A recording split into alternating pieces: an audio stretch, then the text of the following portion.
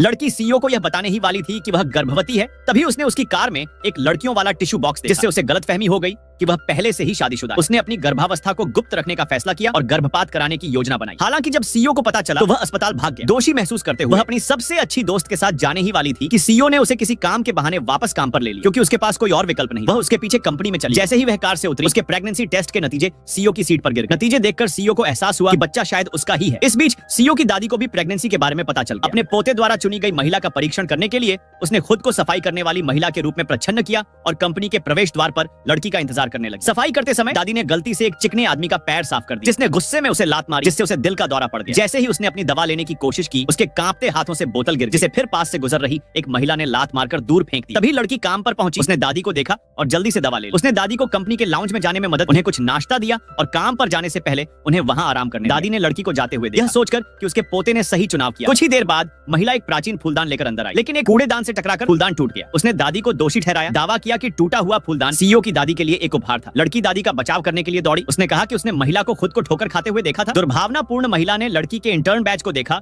और उससे मांग की यदि वह हस्तक्षेप करना चाहती है तो उसे फूलदान का भुगतान करना होगा। लड़की ने टूटे हुए टुकड़ों की जांच की और घोषणा की फूलदान नकली था। दुर्भावनापूर्ण महिला ने जोर देकर कहा कि यह असली था, लेकिन लड़की, जिसने कॉलेज में प्राचीन मूल्यांकन का अध्ययन किया था, अपनी बात पर अड़ी रही। अगर उन्हें उस पर विश्वास न हो तो उसने पेशेवर मूल्यांकन करवाने का सुझाव दिया। लड़की की त्वरित सोच से प्रभावित होकर दादी का उसके प्रति स्नेह बढ़ गया। दुर्भावनापूर्ण महिला लगातार इस बात पर जोर देती रही कि फूलदान असली है, जिससे लड़की को सुरक्षा फुटेज मांगने के लिए प्रेरित होना पड़ा। सुरक्षा प्रमुख चिकना आदमी ने इनकार कर दिया, दावा करते हुए कि वे एक सफाई करने वाली महिला की घटना के फुटेज तक नहीं पहुंच सकते। उन्हें एहसास हुआ कि वे मिली भगत कर रहे। लड़की ने मामले को सीईओ के पास ले जाने की धमकी दी। यह सुनकर कि लड़की वास्तव में सीईओ को बताई, दुर्भावनापूर्ण महिला ने उस पर सीईओ के सचिव के रूप में अपने कर्तव्यों की उपेक्षा करने का आरोप लगाया। दुर्भावनापूर्ण महिला की बदमाशी से नाराज होकर दादी ने असली पहचान बताई, लेकिन किसी ने उसकी बात पर विश्वास नहीं किया। उस चिकने आदमी ने उस पर सीईओ को बदनाम करने का भी आरोप लगाया और उसे मारने के लिए हाथ उठाए। सौभाग्य से सीईओ ठीक समय पर आ गया।